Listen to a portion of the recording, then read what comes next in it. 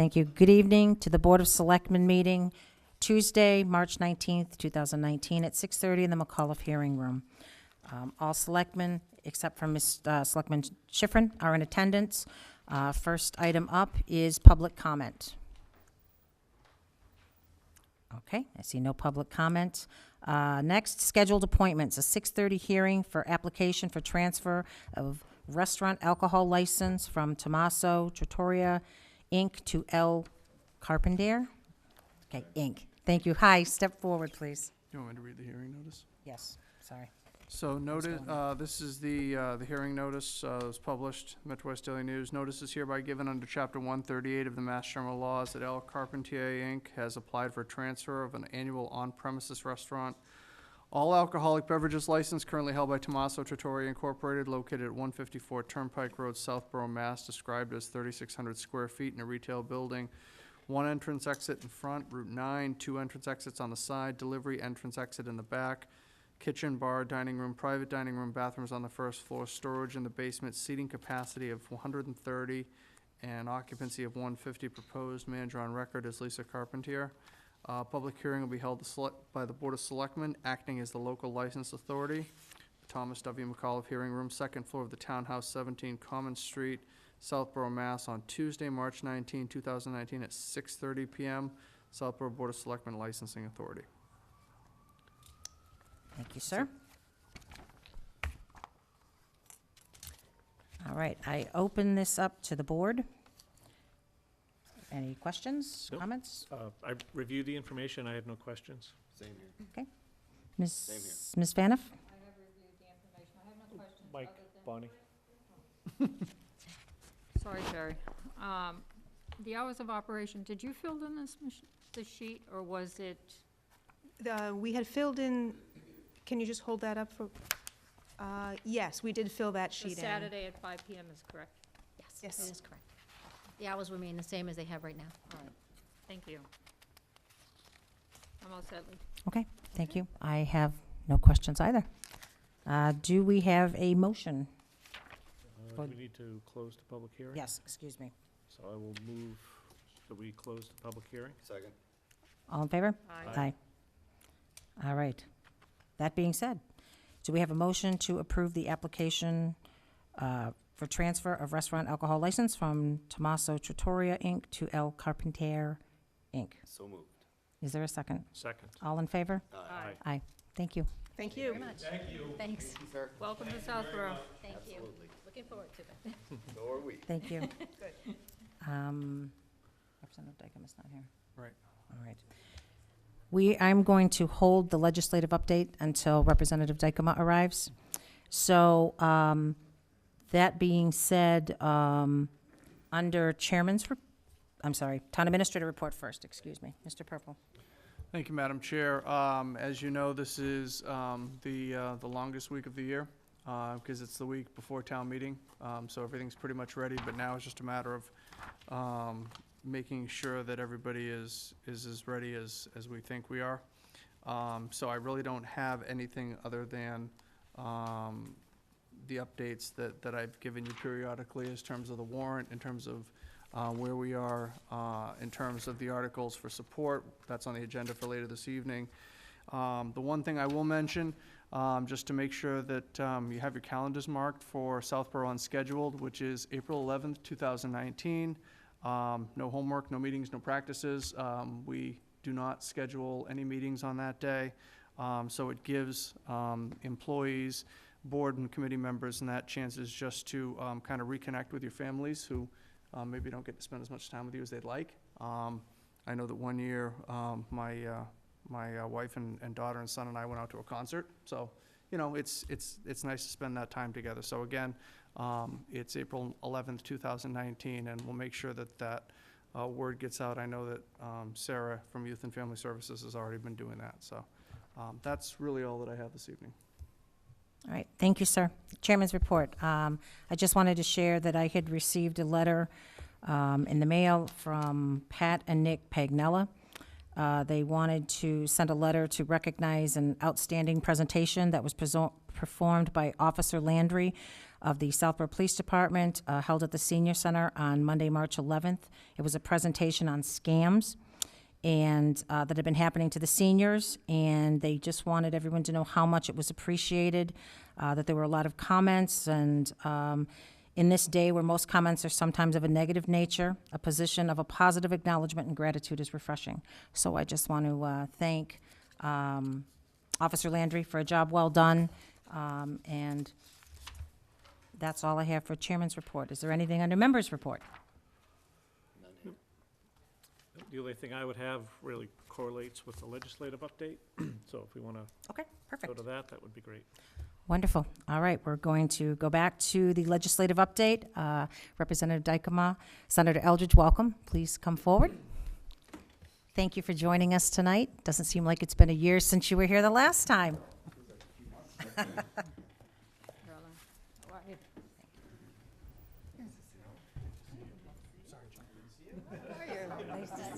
Nice to see you.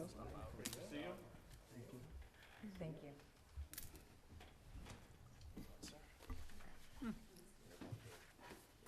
I'll pass it. So thank you for joining us tonight. We look forward to hearing what's been going on and all the hard work you've been doing for us over the past year. So the floor is yours. Great. Well, thank you so much, Lisa, and to the board and to Mark Purple for having us tonight. And I think it's fairly early for us to come before the board. I feel like we usually come a couple months later. I've just handed out just the letter that I have listed for my budget priorities. And as I'm sure you know, the state budget process has really just begun. Governor Baker has filed his budget, and attached to my letter are the cherry sheets, both for Southborough and Northborough-Southborough Regional School District. So you can take a look at those. Neither the House or Senate have come out with their budgets, so there's no other information there.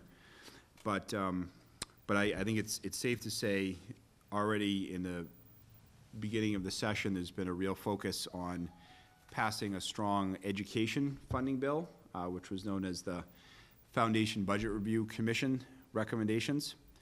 And actually this Friday at the State House, the Joint Committee on Education is having a public hearing on all the different bills that have been filed on education funding.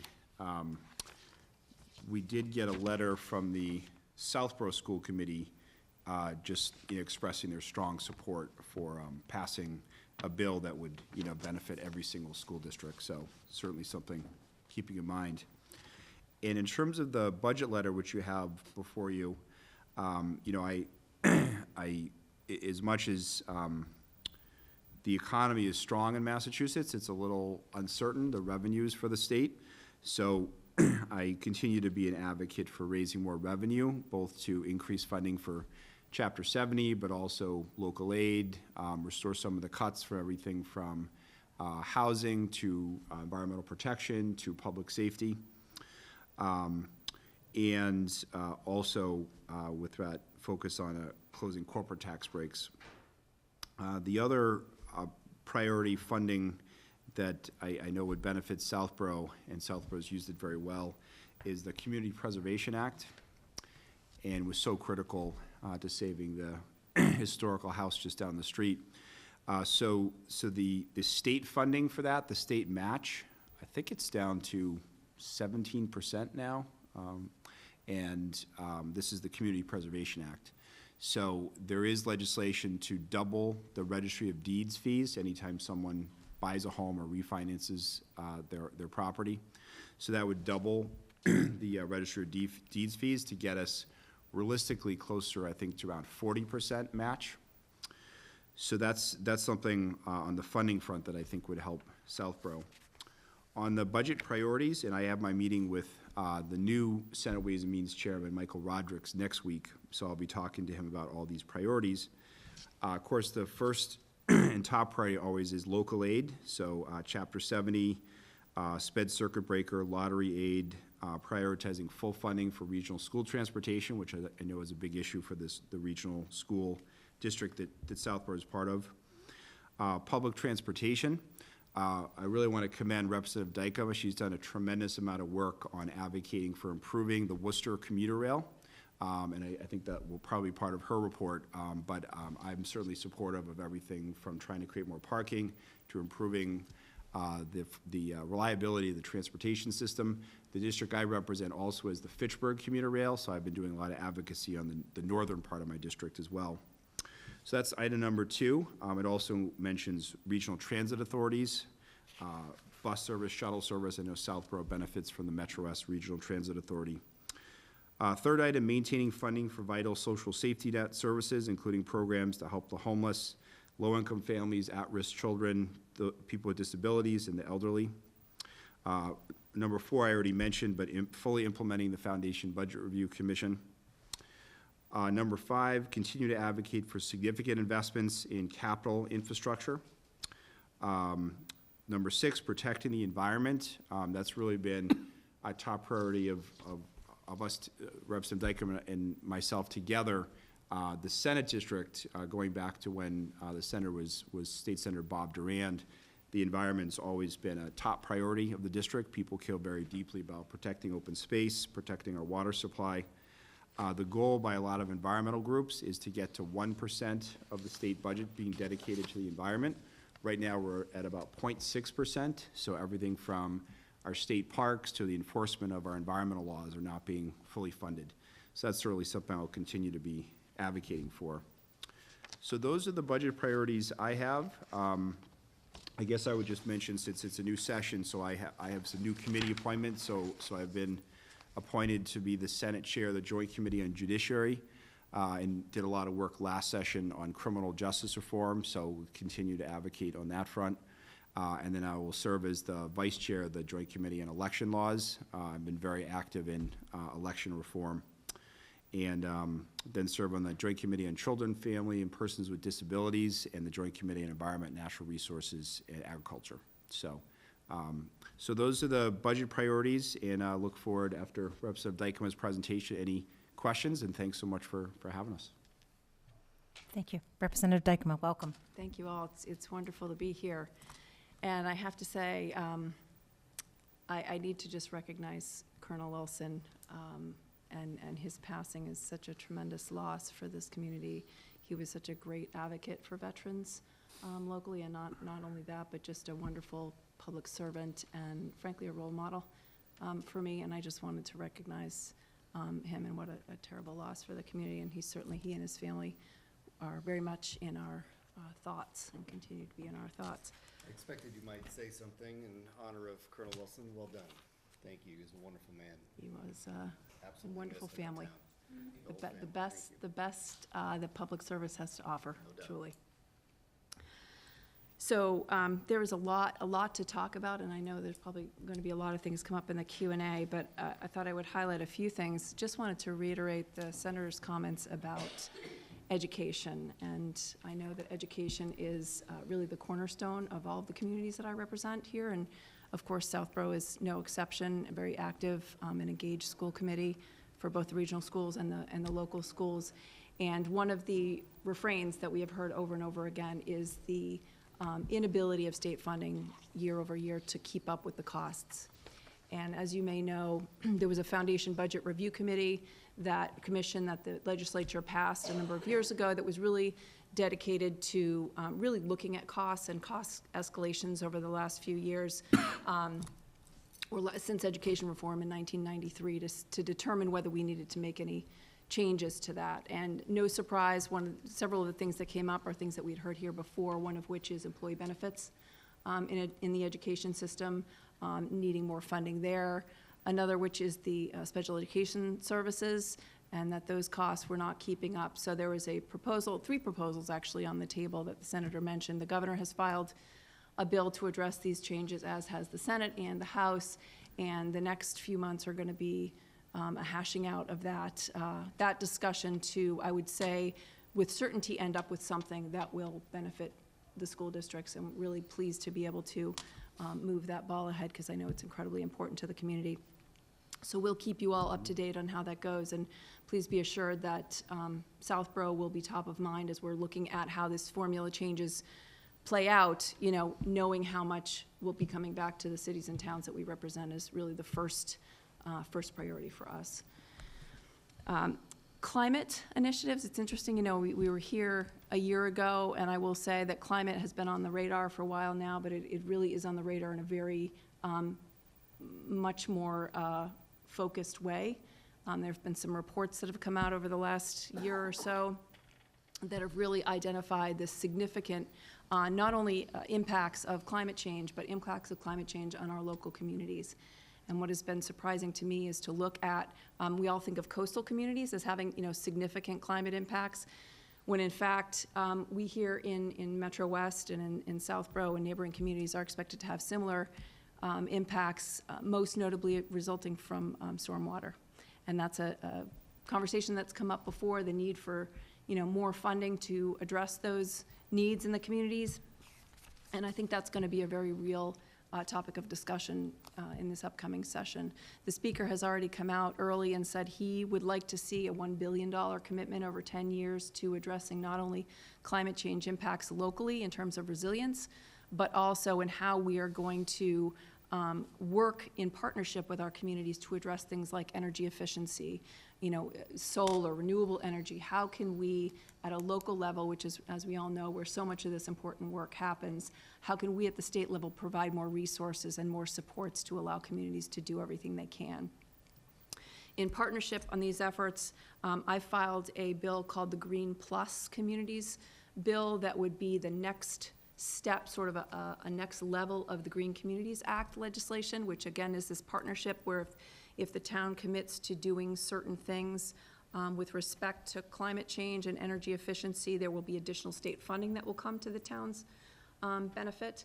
This would be another level of that, where if the town puts in place certain targets around emissions and carbon and things like that, they would get even more funding open to them for grant programs. So I'm hoping we can make some progress on that this session.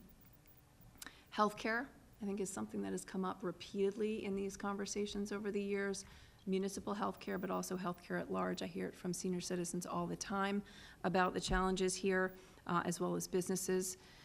We have, in Massachusetts, done a lot of work on healthcare cost control, which has borne a lot of fruit, although a lot of people don't feel it necessarily in their pocketbooks. If you look at the cost growth of healthcare over time, with the exception of pharmaceuticals, we are doing a lot better than we were, and we actually are in the neighborhood of inflation growth factor versus, in some cases, double digits in the past for growth.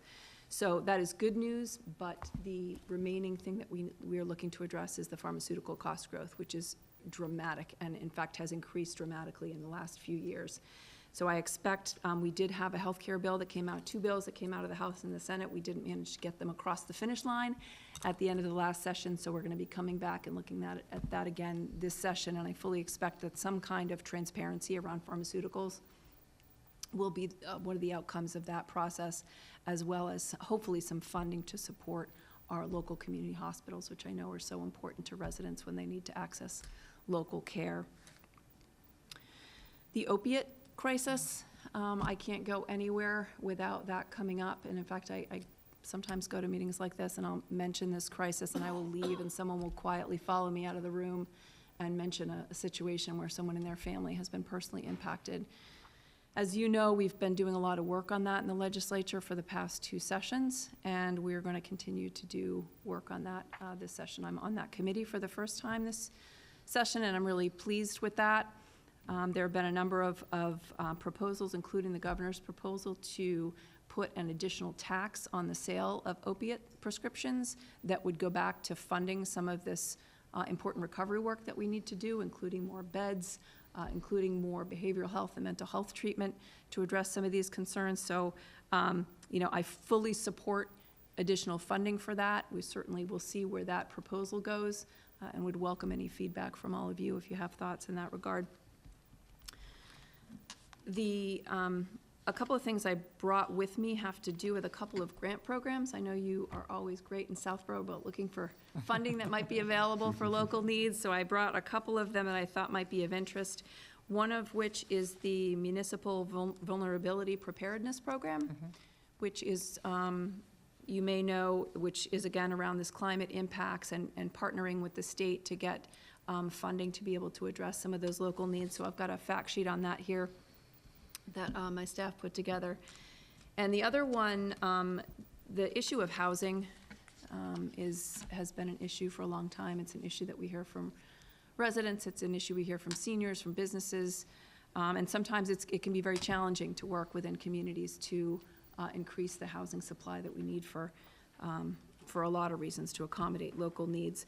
One of the programs that's available is called the Massachusetts Housing Choice Initiative, which is, again, a partnership model with the towns, that if the town agrees to certain things that would promote local housing, there would be additional funding or prioritization for state funding around things like MassWorks grants and other programs, Clean Water Trust to fund local water infrastructure projects, land grant programs, park grant programs for recreational spaces. So being part of this program would give the town additional consideration for those things. So I will leave those with you when I part, and I guess leave it open to Q&A. You wanted transportation, that you work on the Worcester line commuter rail. I did, yes, you did mention that, Okay. Senator. Thank you Okay. for the highlight. So one of the other issues that I hear all the time is congestion, and I think the Senator both hear, everywhere, in particular on the Mass Pike, driving it fairly frequently myself. It is sometimes like an hour and a half to a 2-hour commute from this area into Boston. A lot of questions and conversations, I guess, about how we address that, but it seems to me and to a lot of people that public transit is a big part of that answer. And we all hear, I think, frequently about the lack of reliability and the need for investment in our commuter rail line for both new locomotives, better scheduling and reliability, in addition to parking. Many of I had someone from the MBTA out a number of weeks ago to do an inventory of the local stations, and we were out and around about 9:30, and all of the lots were not only completely full, but they were over capacity all along the line with people parking in illegal spots. And I couldn't help but think, if we did have more availability of parking for people, how many people could we get onto the train and off of the Pike to get into work? And not only that, if we were going to be seriously addressing these climate impacts, you look at the new data out around Massachusetts and transportation shows that transportation is the one area that we really are further behind than we have been in the past with respect to emissions. So it just underscores the urgency to really focus on transit, on the RTA, but again, in particular, this commuter rail, because I know there are a lot of residents here that rely on that service and don't appreciate getting to work late, nor do their employers. So we're actively working on that, and I know we've set up a meeting with Brian and Karen Galligan to sit down with the MBTA to look specifically at the Southborough train station to figure out if there are improvements that we need to be made there. I know that there's some cleanliness issues that I've raised with them. They did put in some sidewalk improvements. There was some crumbling stairways and some bad drainage, which they've fixed, but there's definitely more that they can and should be doing, and so we're gonna kind of do a little meet and greet and underscore some of those opportunities for improvement and hopefully make some progress. So thank you, Senator, for reminding me of Thank you that. for your work on it, seriously. Thank you, and I just wanted to also thank you. I know how much you do behind the scenes as well, Carolyn, with a lot of the residents that come to you. I know I've sent a few to you as well that had issues or concerns and weren't quite sure how to move forward on something, and you and your staff have always been so receptive to the citizens, so I wanted to thank you for that. I know it's meant a lot to a lot of people when they needed guidance on something or a way to go, so it's well appreciated, both of you as well. I don't mean to just direct that towards Carolyn, but thank you. It's well appreciated by the citizens of Southborough. Thank you. Thank you. Glad to be there to help. It's, I think the Senator and I would both agree that that's the bread and butter of our job, Yes, to help definitely. people when they really need it, and we're glad to be there to do it. Yeah, and it's guidance in some ways, you know, someone has a great idea, and we all know sometimes thinking outside the box, you know, really helps make us all more productive, and I think there's probably some great ideas that have come forward from this. So again, it's, thank you for always being available to the citizens and being receptive to try to give them guidance and help as they need it, so thank you for that.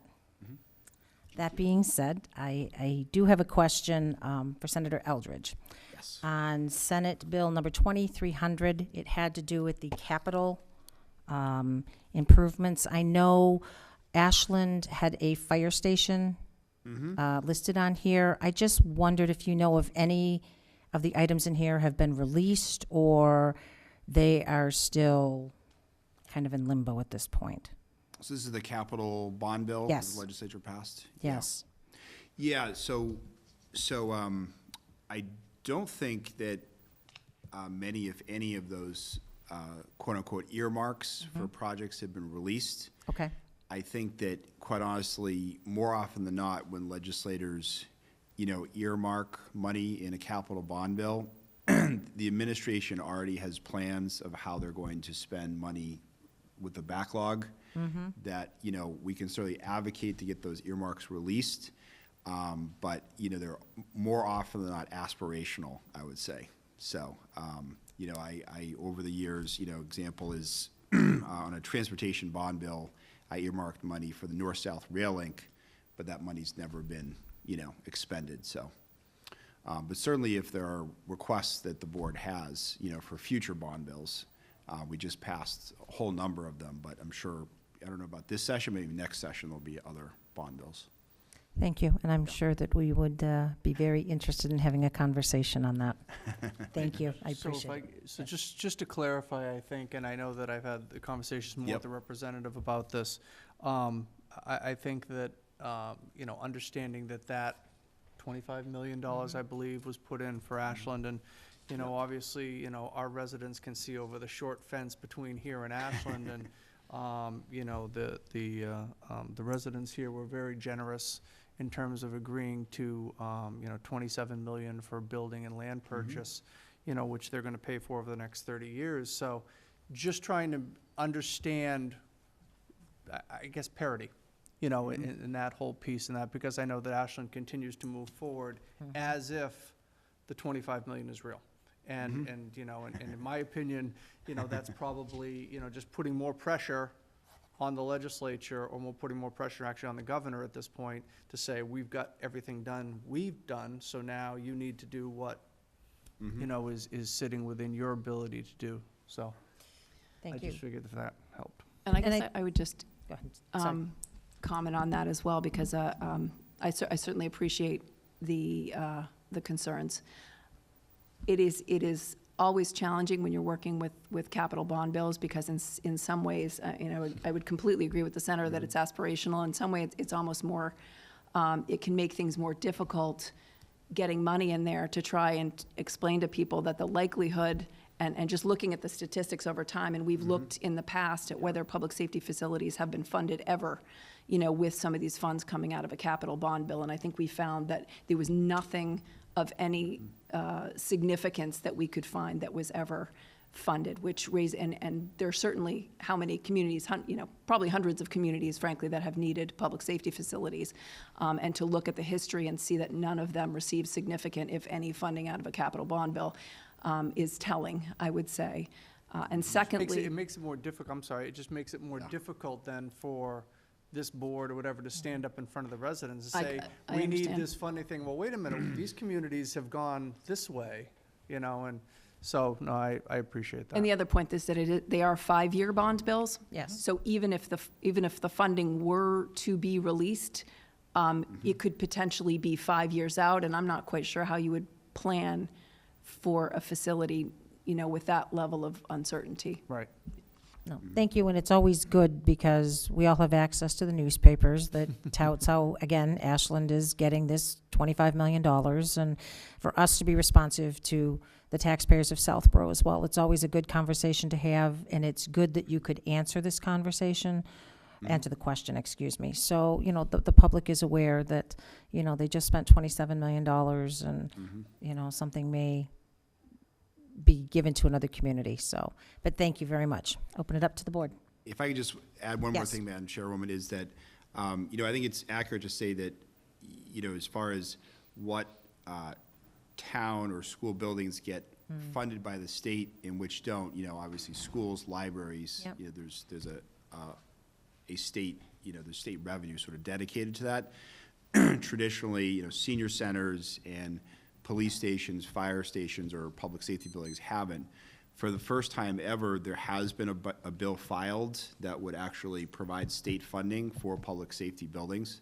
The challenge, of course, is that, we're up against the cap. And so, in order for the state to borrow more money, to provide money to cities and towns, at least in my opinion, you have to raise taxes because, there has to be real revenue behind borrowing. So, but I think there is a greater appreciation that whether it's senior centers or fire stations or police stations, it's harder and harder for towns and cities to pay for that. So, but it has been filed. Absolutely, and I do appreciate this. I did take the time to read it. Yeah. It was quite the interesting read, and there was quite a bit of requests and in there. So, again, it's always good for our taxpayers to know that we are, certainly looking out for them as well. So, Absolutely, you are.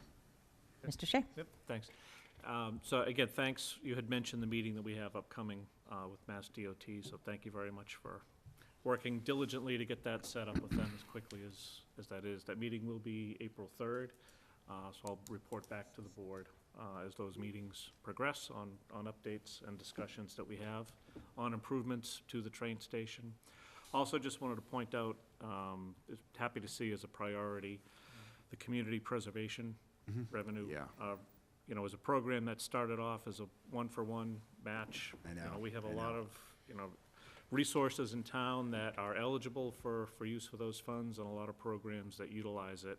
And it's, as the match has gone down and down and down, it really is much more of a tax on the citizens of Southborough than what the program was intended to be.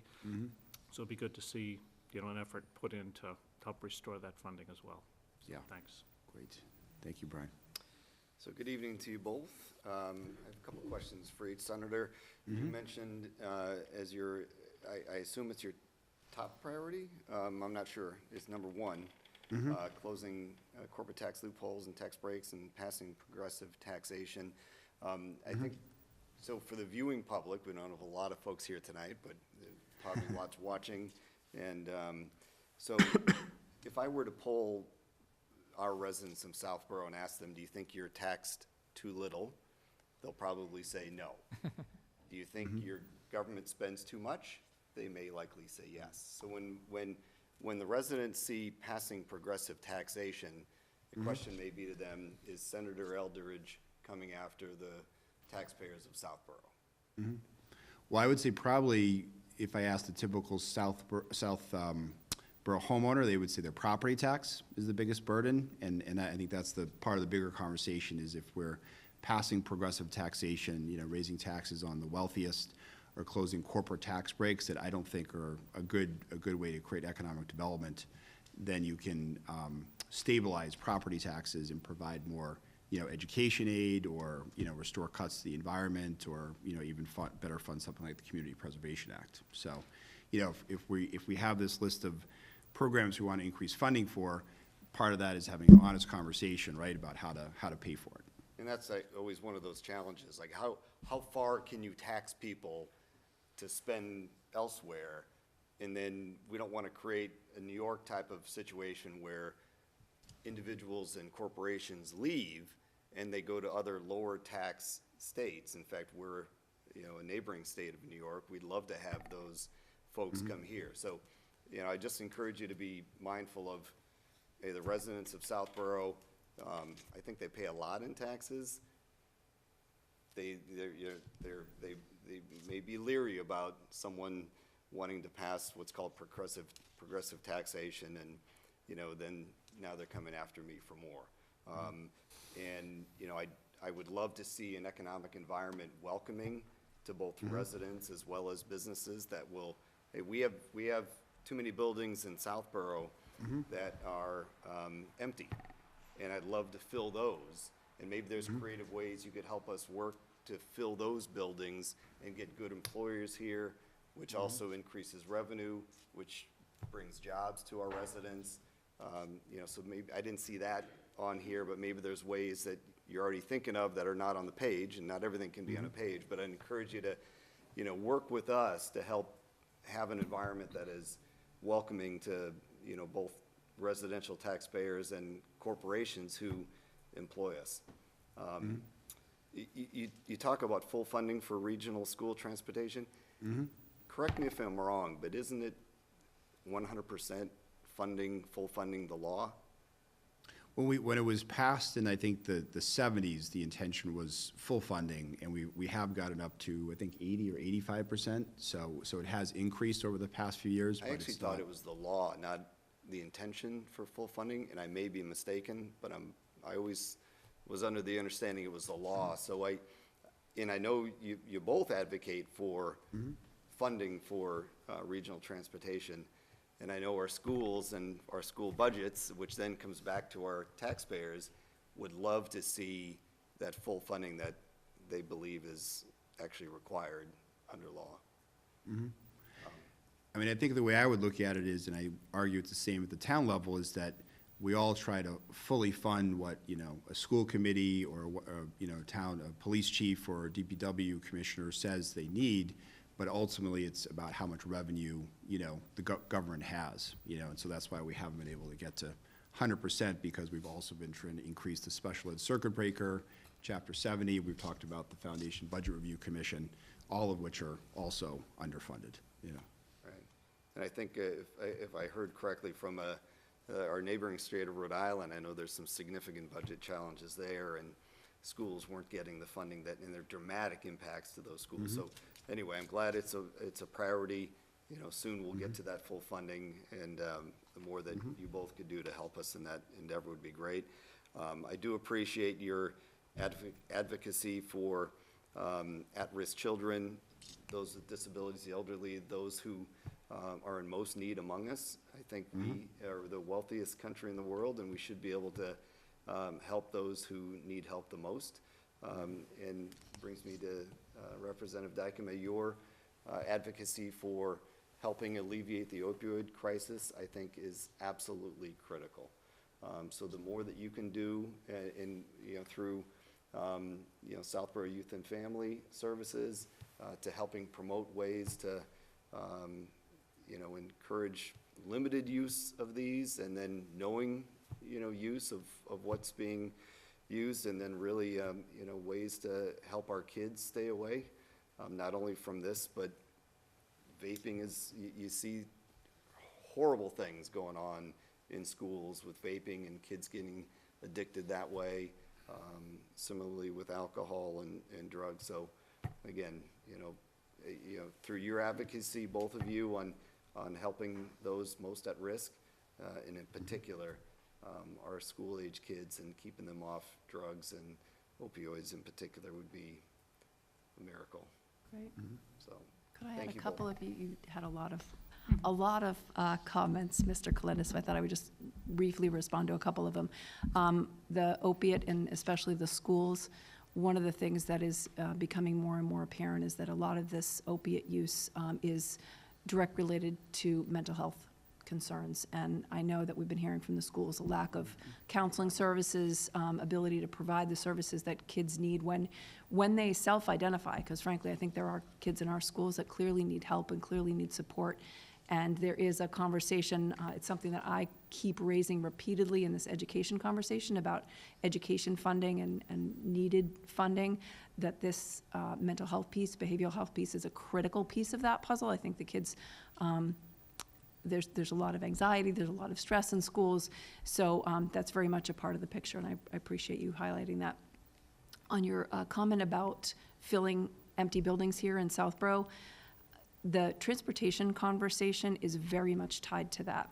What I have been hearing for a long time, starting with EMC when I first got elected, was that when you look at a millennial workforce, a lot of them want to live in urban areas and they don't own vehicles.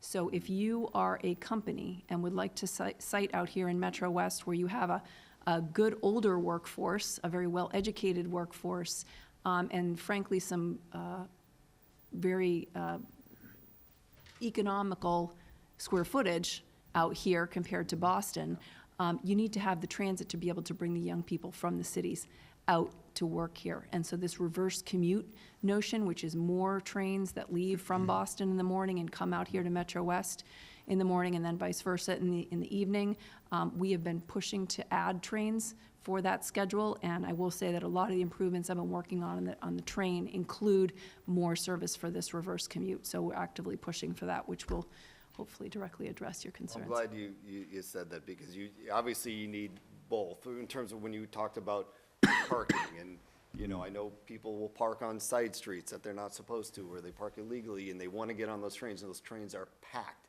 So, you know, if we're gonna, you know, add more capacity, you have to add more it's a package deal, so, I know that there's, the station in Southborough is, you know, readily used every day, so, and that's not gonna, I don't see that decreasing, I see it increasing.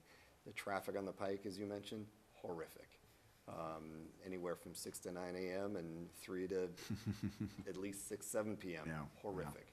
And I don't know that a couple more, you know, trains are gonna solve that, but it's not. So something, and, you know, at some point you run out of space to widen roadways too, you know, so, I don't know that there's any magic pill that can be issued for that one. But, continued efforts on regional transportation, I think, is gonna help. Anyway, thank you both. Right. Thank you.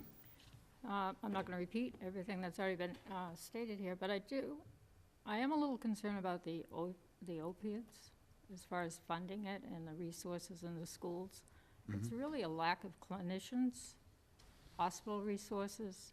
So once we identify it, the next step is not available. So I hope we're looking at that aspect as well.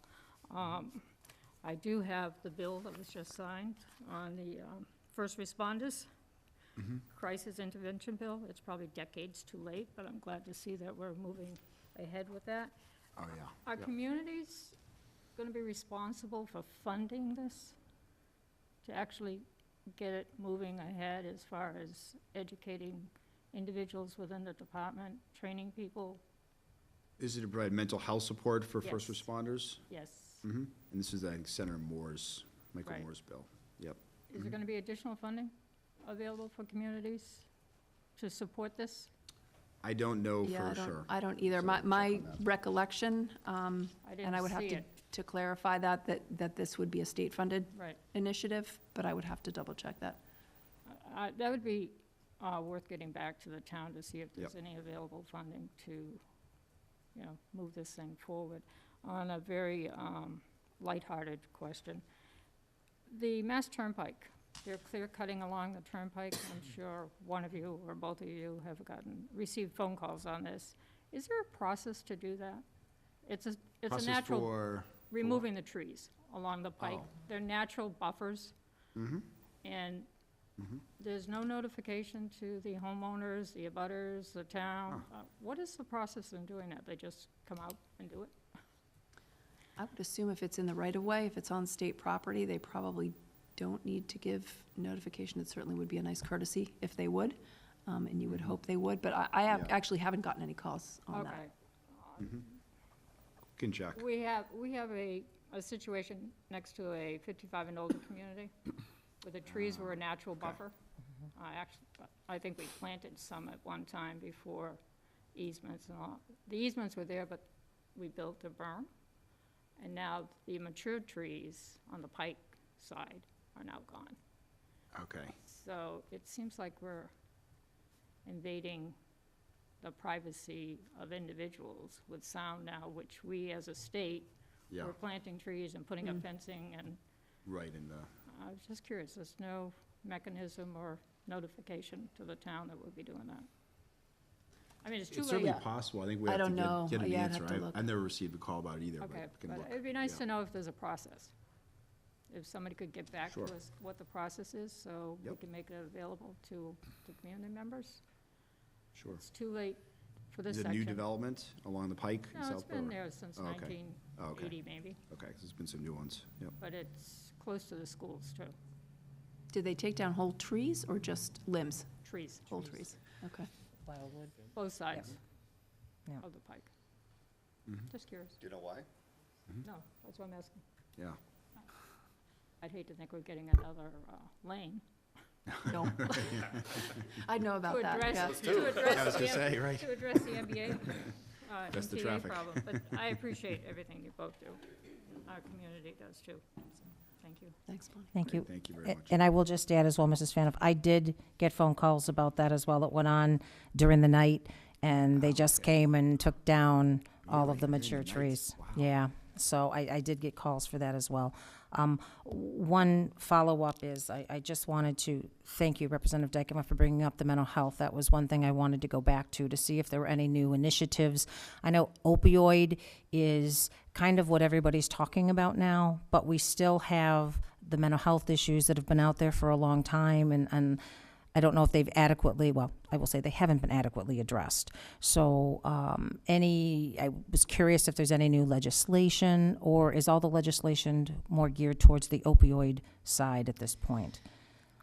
The speaker actually just made an announcement, I guess it was the beginning of last week, that he is looking to really shine a light on this whole youth mental health, behavioral health issue. The details of that are, not clear at this point, but I think the fact that he made a statement about the importance and urgency of that need, sets the table for some specific proposals to come forward. There are budget amendments that are filed every year. One is Safe and Supportive Schools, which provides money for schools to create frameworks around supporting mental health in the schools. I have a bill that I filed with Representative Garbely that would allow licensed educational professionals to be reimbursed through Medicaid for work that they do in the schools, which would increase the number of practitioners. As Mrs. Fanoff had mentioned, there's definitely a shortage, especially on the youth side for accessing clinicians. So I would say there are a lot of initiatives. One of the things that I brought up at the Ways and Means hearing the other day was this movement toward providing public safety officials and first responders with resources to address a lot of these needs in the communities. They're dealing with the substance use issues, they're dealing with suicides. I talked to our local first responders, and they say it's amazing over the last 20 years how much the nature of my job has changed from a purely, law enforcement one to largely a, 50% social services type role.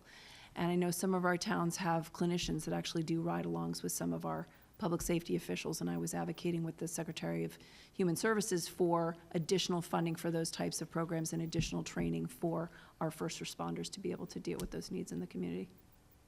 Wonderful, thank you, and thank you both again. And I'll just add one quick bill in addition. Those are excellent bills that Representative Dykema has filed and mentioned. There is also a bill, and I forget who's filed it, but it's a House and Senate bill for mental health parity for Massachusetts. Why is someone who has a heart attack or breaks a leg treated differently at a hospital if someone comes in and has a mental health crisis? So it would create mental health parity by, health insurance companies, by hospitals. So I know that's been a bill that's been filed this session. So, Okay, that's important as well. yep. Thank you very much.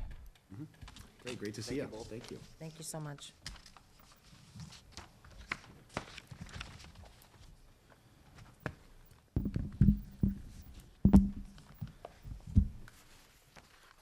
Thank you.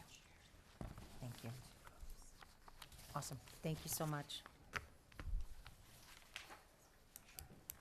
All right. Thank you again for coming. Okay, moving forward, consent agenda. Do we have any items that any members would like to hold?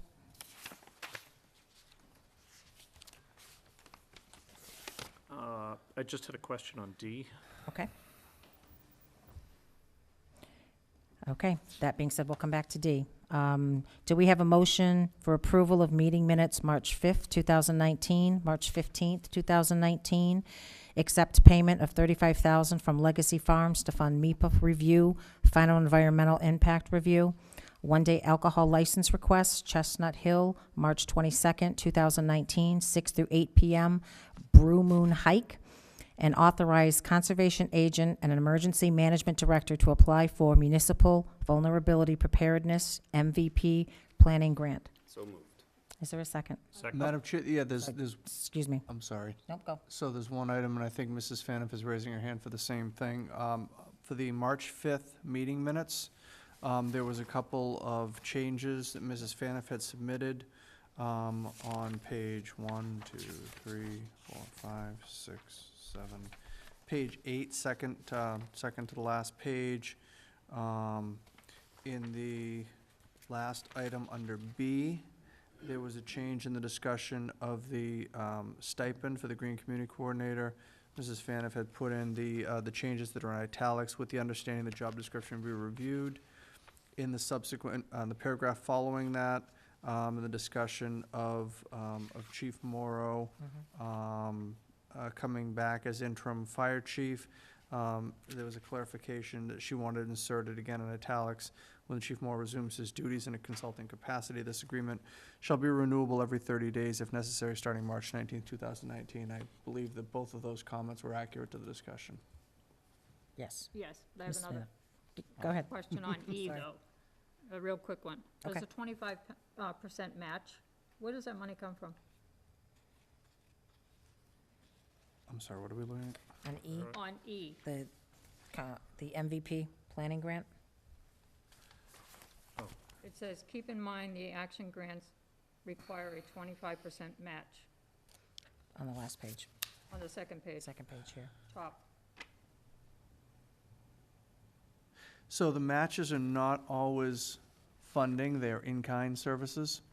So we can provide, we can provide services other than financial, Okay, if based that on would. that clarification. Right. There was one, and I just want to point out, this was something that, again, we received from the representative staff and the conservation agent and emergency management director kind of jumped on top of this. We've been looking to find a way to update our hazard mitigation plan, but really, the funding has really been the issue, and there's been other things that we've wanted to do. By applying for this planning grant for the municipal vulnerability preparedness, it then opens you up to funding to fund hazard mitigation plans. So we can use that money to update. So this is going to be, as the representative said this evening, kind of a gateway into being able to apply for more funding. All right, no monetary funding then.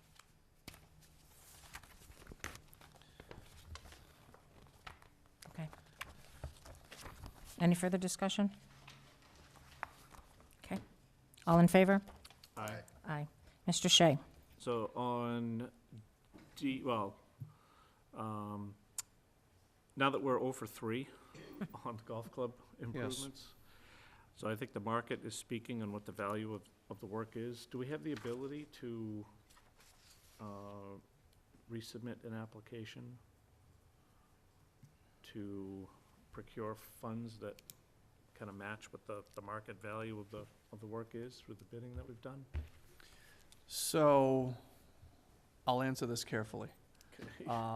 We have approximately, based on the memo that I provided the board, we have approximately $340,000 to be used for the reconstruction of the pieces of the golf course that have been touched or disturbed by the public safety facility project. I think the results may be symptomatic. We talk about root causes. I think it's symptomatic of the design and the plans, and despite the assurances that this time is going to be different, it has not been, and I think that I'm working with the golf committee to try and change the view, so to speak. I think we need to take a look at how these plans are being put together by people who are a lot smarter about this stuff than I am, which is why we need to hire consultants for this. I'm also working with the management company. There are some things that they want to do, which town council has opined fall under the management and maintenance of the course. So there are some things that we may be able to do in that fashion, not the bigger pieces.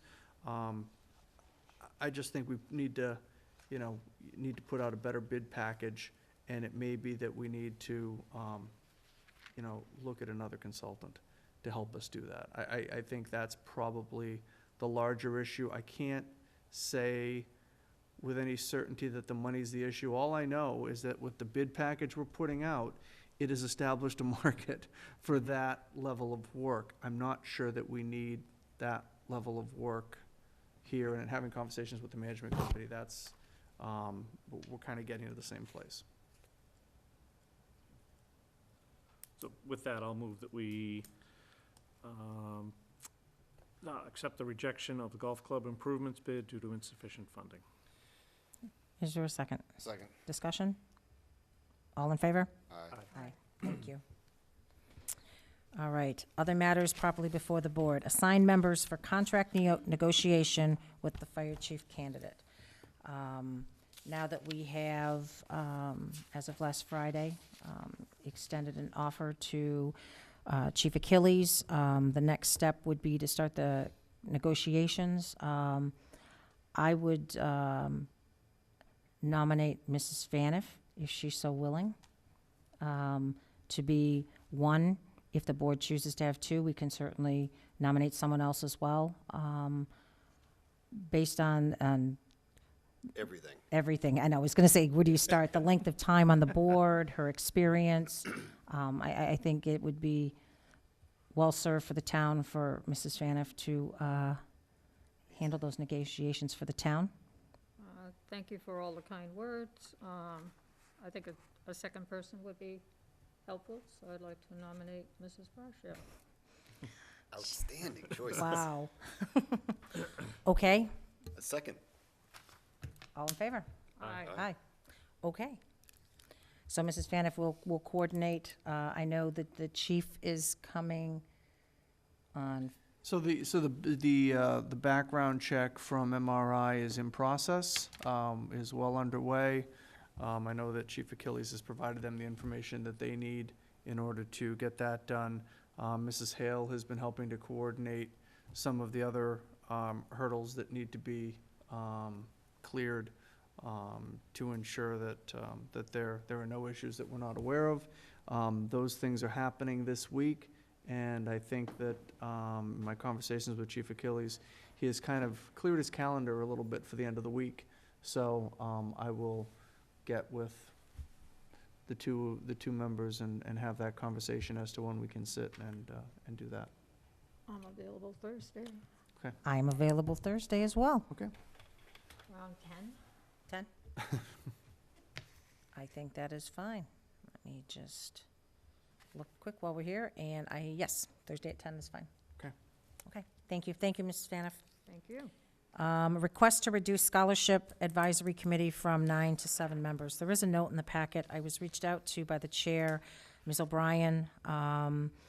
They are requesting to reduce it from 7 to 9 spots due to recruiting challenges and quorum challenges. So I don't have a problem with that. I know there's a lot of vacancies on a lot of boards now, and if this will help them get the job done, then I certainly would be in favor of that. Same here. I agree. All right, do we have a motion? I would move that we reduce the number from 9 to 7. Is there a second? Second. Discussion? All in favor? Aye. Aye.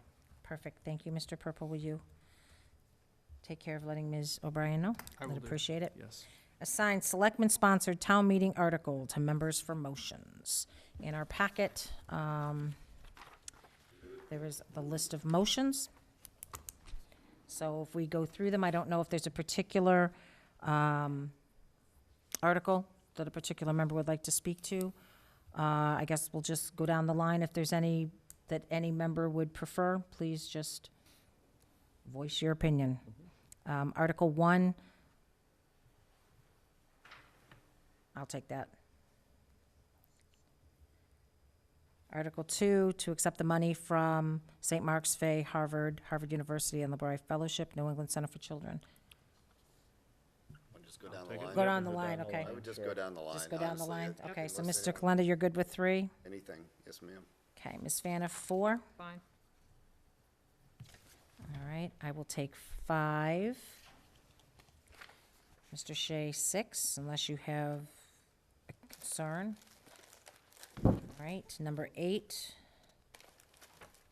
Selectman Kalenda. 9, Ms. Faniff. Fine.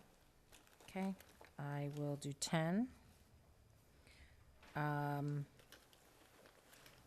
Mr. Shea, 11. Yep. Okay. Mr. Kalenda, 13. Yes. I'm sorry, 12. Oh, 12. Sorry. Article 13, Ms. Faniff. Fine, Fine, okay, and there will be change. an amendment? Yep. Okay, as we go further on that. Okay, 14, I will take that. Mr. 15, Selectman Shea.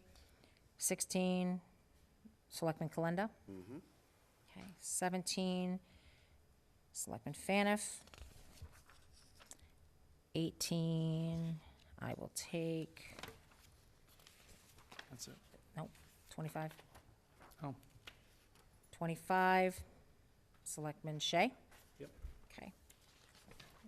And I think that's it. Okay.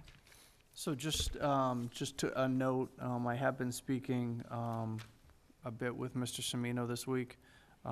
He does intend to put together a consent agenda for those articles that he feels are not controversial. Those articles probably include those items that are annual articles of authorizations and things of that nature. He will be putting that together. I know he is speaking with some of the sponsors. I don't know what that list looks like yet, but the articles that you may have been assigned to do motions may be included on that, so they may all happen in one fell swoop with a omnibus vote for consent agenda items.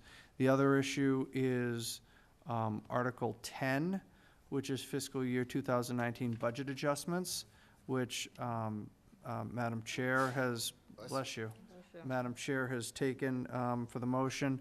The motion for that is going to be to pass over. It's still a little bit early for us to know what things we're going to need to do transfers on to balance out this fiscal year. We do have the ability, as we do every year in the last several weeks of June, to be able to do those with the concurrence of advisory and selectmen. That's how we'll handle that this year. So that article will be passed over. So I just wanted to point those items out to you, that those conversations are ongoing. Thank you. Reconsideration of positions on town meeting warrant articles. We currently have 2 articles we haven't taken a position on. I believe advisory has taken all their positions at this point.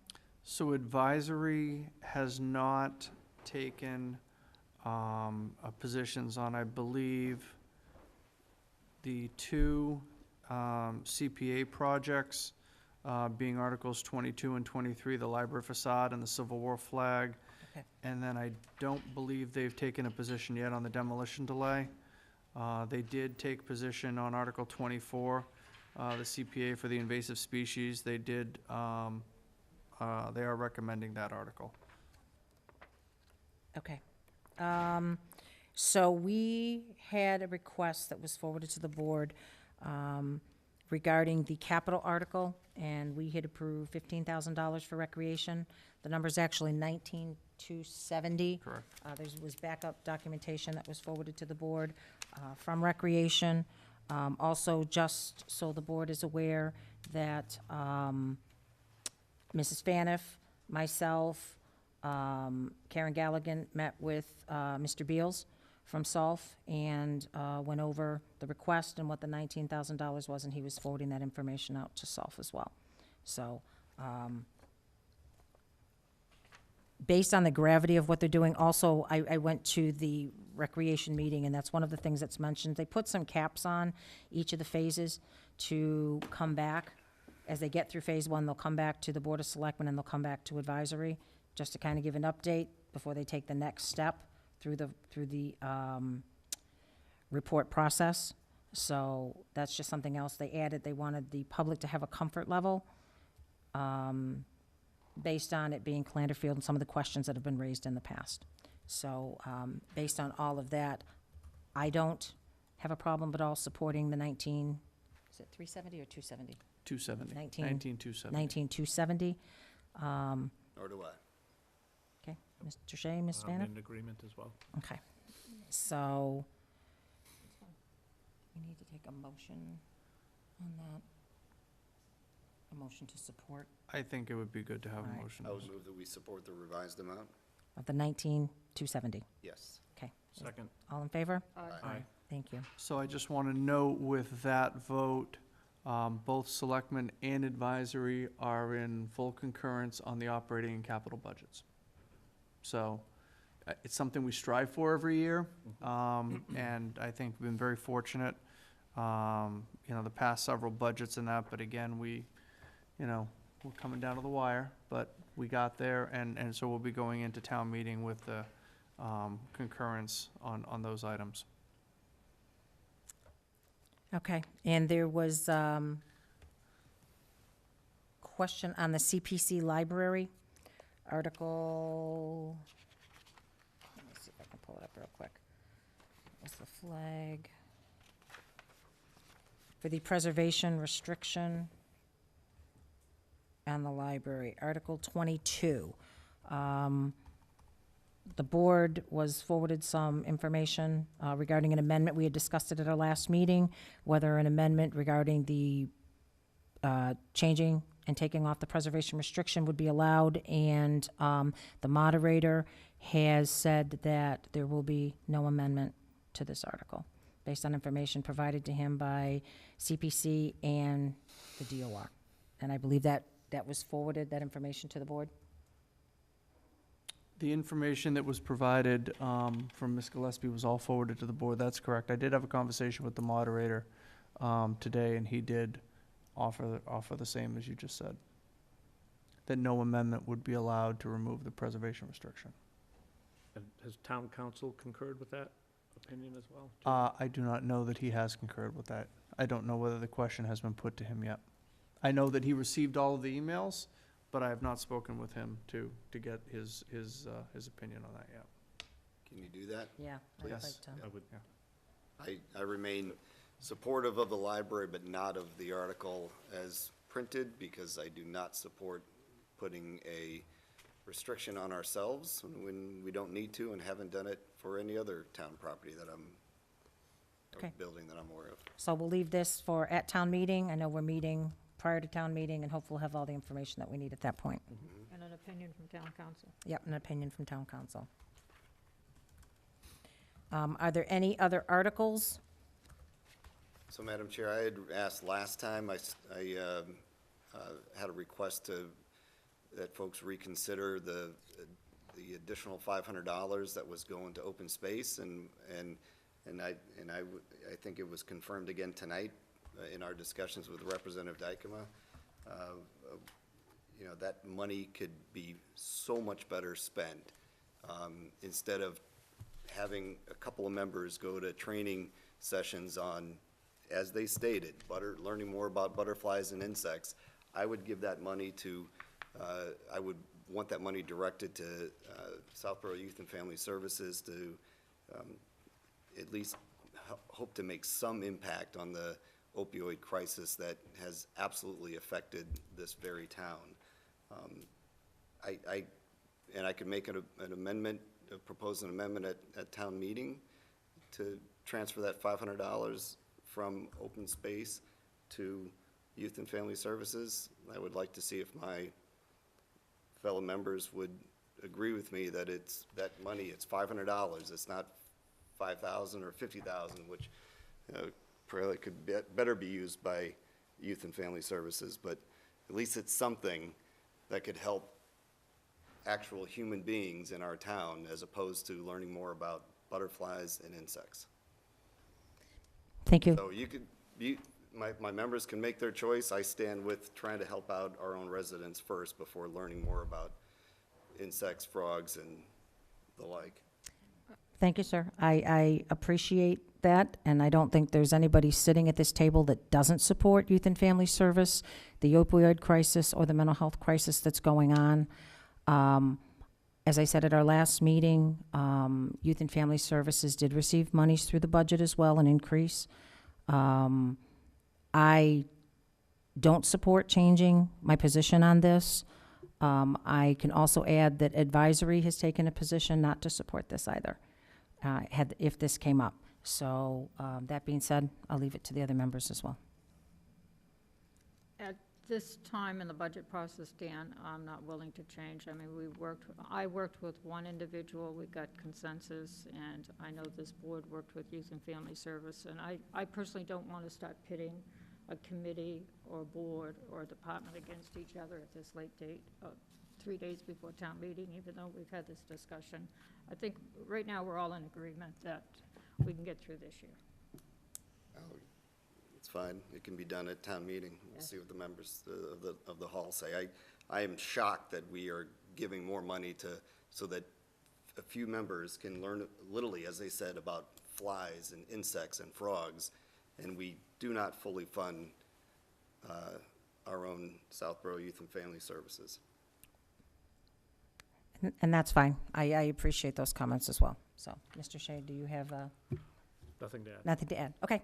So at this time, there is no change to the recommendation. Would you like us to take a vote, Mr. Kalenda? I think the writing's on the table. Okay. Okay. I'll take care of it in another way if I'm able. Okay. Is there any other items or, positions that anyone would like to have reconsidered? Nope. Okay. So I'm sorry, I was going to say Article 22, which is the library facade, is the only article that you have not taken a position on yet. Do you want to continue to carry that to at town Yes. meeting until after you have, fine, okay. Just wanted to check. Thank you. So just one question I'll ask. So we've gone through who from the board is going to speak to the selectmen-sponsored articles. The other articles, most notably the citizen petition articles, if people ask what our position is and why, do we want to at least be prepared to have somebody speak to those?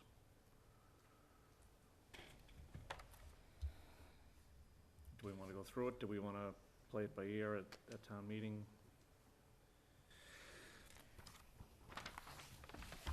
I'm not planning on going through, I wouldn't go through it now, but if our, any board, any member may raise their hand, I don't know that we have to get in line, but we'll get in line virtually if we want to have a question. I know there are lots of questions on those citizens petitions. There'll probably be many from the hall, so we may not have to ask any, but if our opinion is asked, I think, I'll be surprised if we all couldn't give a pretty good opinion on each of them. No, correct. And I guess my point is, do we at least want to, pick one person to speak to each of them now, or do we want to just deal with it during the meeting as the meeting plays out? Well, I personally voted not to support because I wanted to hear the presentation at town meeting on some of these articles. I mean, my vote at town meeting could represent the votes of this board that's printed. Yep. I mean, if you want to go through them again, I mean, I've heard some presentations from individuals. I don't mind taking a position this evening. I heard Mr. Barron's presentation before recreation, and I said at town meeting, if you want to revote it, I agree with the board, I do not support it. Well, I don't know, Mr. Chair, are you looking to revote or just No, I'm not looking that looking if a member of the public specifically asks? I know advisory, I believe, Mr. Purple, did they move forward with this? I know there was talk from advisory of being able to stand up and speak to each citizen's petition. I don't know if they're following through on that. I know that there was talk of doing that. I'm not aware of the detail as to whether or not they actually did. Okay, yeah, I don't know either. So, I think maybe that's where part of this stems from, is advisory may be, I know they're meeting tonight, I don't have the answer on that. I guess I can check with Ms. Cook and But I agree that anyone can stand up and speak to any of these articles. Again, I'm not looking to revisit them now, and I'm Right. not looking to get into a discussion on them now. If somebody does ask, why does the board not support this? You know, rather than have us all looking at each other like we're doing now, Right, and say, I'll take, at least I'll take this one, I'll take that one, I'll take that one. That's my only point. If we don't want to do it, that's fine. I would suggest we not do it. I'll also suggest I'm ready to speak on all of them. So, you know, we'll see how, I would suggest we just see how the evening goes. are you fine with that? I'm fine. Okay. Establish naming committee. 1, for the new access road to the golf club parking lot, and 2, a meeting room at 25 Common Street, the Historical Society. And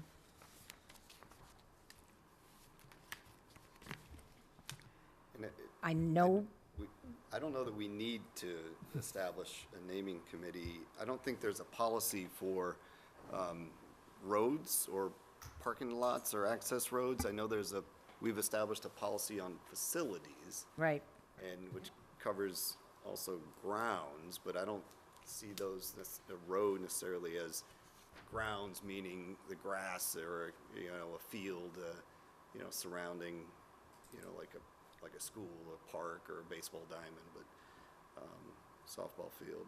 So I sent a note to Mr. Purple. I really don't believe that we need to establish a committee for this one. I think we can do it on our own. meaning 1 or 2 or both that are listed? Definitely one. Okay, so let's take 1 first. I agree. I also read through the policy, and we all know that I love process and how much I love process. I fall under the same mindset of Mrs. Faniff and Mr. Kalenda. I don't know that this naming it's not even a real road. No. It's a driveway, basically, that I don't know that it needs to go through this process either.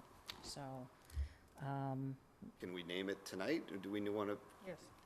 I think we can. Do we have I would a like to name make sure in- the in- family is, do we have a name in mind? I have a name in mind. And what would that be? It would be FORE, F-O-R-E, John Wilson Way. Well, Mr. I Shea, would, what are your thoughts? I would get away from a particular facility so that we don't start getting into the policy, but certainly the roadway itself. Yeah. I'm Yeah. fully supportive Roadway. of. Yep, the roadway, because the address, if I'm not incorrect, Mr. Purple, the address is, this isn't gonna change the address because it's not a road. The address would still be Corderville Right, Road. so this is not a road per se, as we look at a public way, because it essentially connects a parking lot to another parking lot. So this is, it's an access, and if you wanted to call it John Wilson Way, I think that, you know, would be appropriate, but I know that, and Mr. Kalenda, you know, has talked about, you know, this FORE piece and everything and that, which is Doesn't have to be. I just want to make sure which is admirable, and I think it indicates where the access way is going to, but I'm not sure that it would be prudent. And I would also like to, if the board is comfortable with naming the access road after Mr. Wilson, which I hope we are, then I would like to reach out to his wife to make sure that they're comfortable with us naming that access way in whatever manner that, you know, she and then we think is appropriate. I think John Wilson Way or something like that. I thought FORE would be interesting, but it doesn't have to be, Mr. Purple. But John Wilson Way. John Wilson Way. Colonel Wilson Way? Colonel Wilson, but, you know, I'd like to see if they'd like to use that title or no title and, you know, see what she thinks. So can we support that based upon Colonel Wilson Way or John Wilson Way, based on the recommendation of the Family. thank you. I was trying to think of the right word. Based on, you know, what the family's comfortable with. Okay. So do you want to do that tonight? I mean, Yes. okay, all right, well, But you're not sure what the family's gonna become? Yeah, pending, But we've pending given- pending approval Philip from family. the family. All right. Okay, Okay. do we have a motion to that effect? So moved. All right. Second. All in favor? Aye. Okay. Okay, next, the meeting room at 25 Common Street, the Historical Society. So, we received a request to name the meeting room after, Kate, yep. So, I struggled a little bit with this one, based on the guidelines of the policy. So, because it is a room in a public building, I would like to hear what the board has to say. I am kind of open on this one to some degree. I think this fits a little bit more in with the policy, but I would be certainly open to other interpretation. This situation that's in front of us this evening is one of the reasons this policy was developed. Due to the fact other individuals want to participate in it, they'd like to be part of it, I think we need to adhere to the policy on this one, with the building. Mr. Shea, Mr. Okay. Kalenda, any thoughts on that? I agree with that. I think it's a great idea. Yeah, I agree. So, that being said, we need to appoint a committee inclusive of town staff, administration, community members, and at least one selectman member. Do we need to officially do a charge, or can we just appoint? I see Ms. Deans is here from the Historical Commission, and I think she would be a great community member to sit on this committee and work with at least one selectman, town staff, and if she would be so willing, again, I don't know what the board thinks. Absolutely. Okay, so, and then we can just move forward with this process. So, is there one selectman that would be interested in sitting on this? If no one will, I'll do it. It would be ideal. Okay, done. Okay, so now we have a selectman, so, So the other point would be either someone from, a staff member. a staff member, typically who would that staff member be? We've never done this before, so it's really. Haven't. So I think, I Mr. think- Purple, you would be the great No, staff member. Mr. Purple can't be the staff know, member I because know. further down and I I got have it. responsibilities, so I I, understand. Is there another department that works closely with the historical commission? Rebecca, maybe you can answer that? Is there a particular department that you work with within the townhouse for the historical? No, okay. facilities. I'm just, yeah. Facilities, Library, facilities? library, facilities. I nominate, Dale's no longer here. Nominate her. doesn't matter to me. We could, nope, coming up to the mic. Sorry. You get to say your name again. Rebecca Dainsborough. Thank Is you. this on? It's not an entire room, I just wanted to make that clear. It's only a portion of the room where the conference table is, that we're going to name, hopefully, Kate Madison Meeting Area or Meeting Space. So I don't know if that makes a difference in terms of whether a committee is required or, Required. It's, yeah. okay. Just wanted to make it clear. So we just need a staff member. Why don't we allow Mr. Purple to facilitate that Okay. staff member? Okay.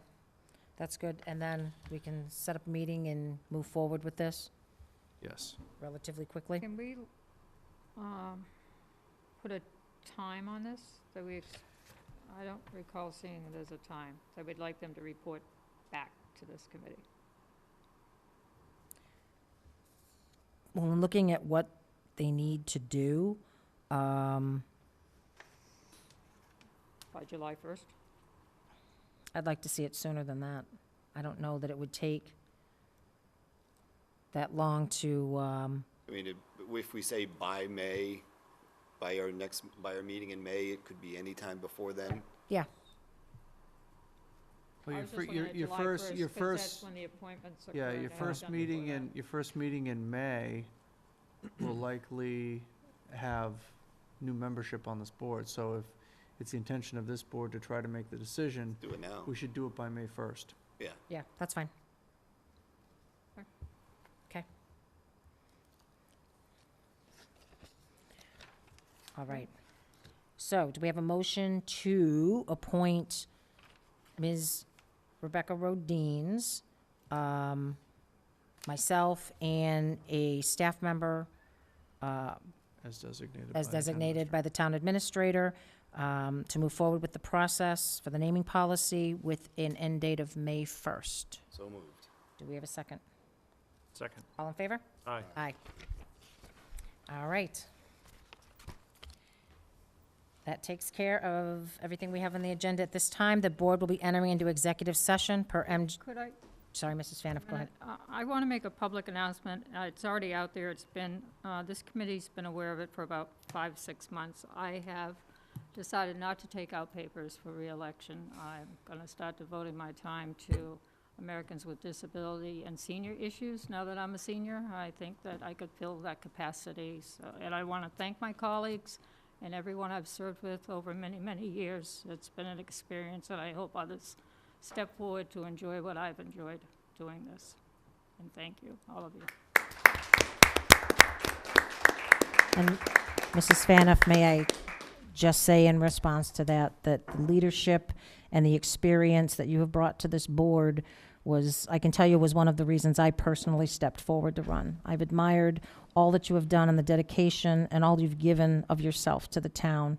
And the town has been very well served, and you have a town's gratitude for what you've done. So thank you very much. Thank you, Bonnie. All right. The board will be entering into executive session per MGL Chapter 30A, Section 21, and not returning to open session to discuss strategy with respect to collective bargaining, fire, Exemption 3, as the chair declares an open meeting may have a detrimental effect on the negotiating position of the public body. Braccio, aye. Shay, aye. Belinda, aye. Thank you.